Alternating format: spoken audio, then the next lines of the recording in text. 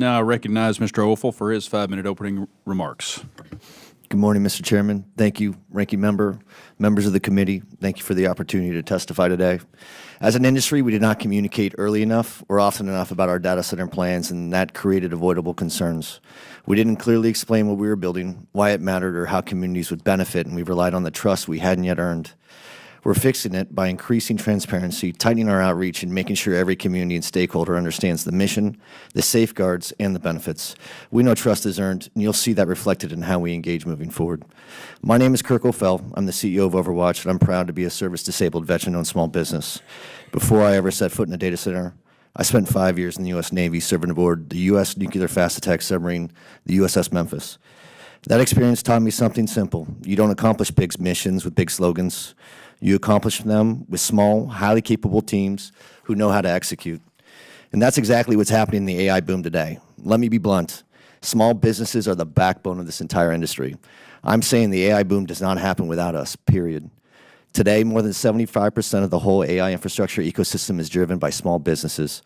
We are the ones building AI factories. We are the ones pulling fiber, erecting steel, trenching conduit, fabricating components, hauling equipment, running logistics, and delivering professional services that keep projects moving. As our grid gets pushed harder than ever before, it won't be big company flying in from out of state fixing that.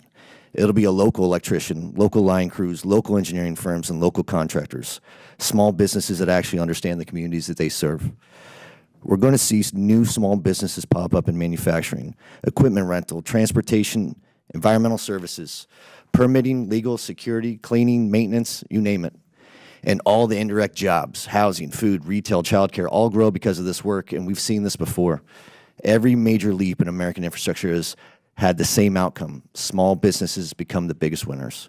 They grew with the railroad era. They scaled during the electrification of America.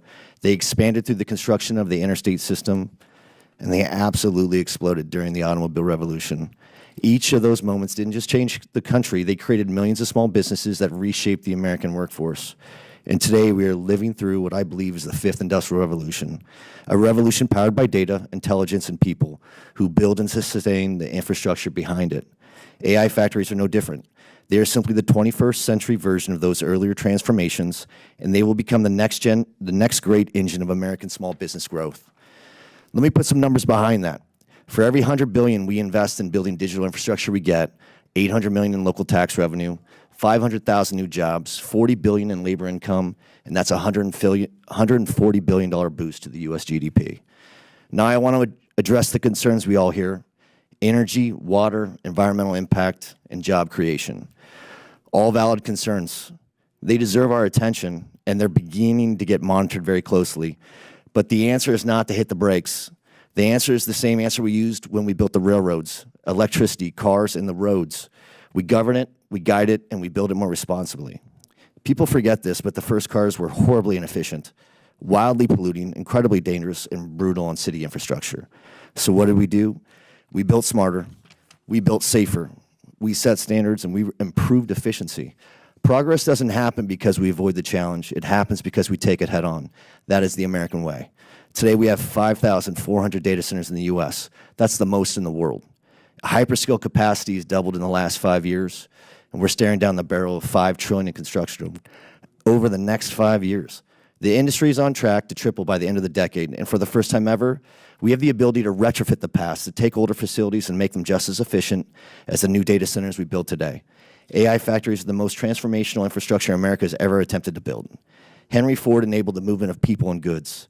AI factories enable the movement of data, intelligence, and services.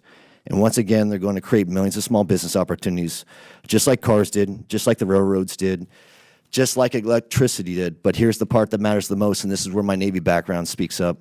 If we don't build this infrastructure here, if we don't scale it, and if we don't support it with American labor and American small businesses, those jobs and that technology are going overseas.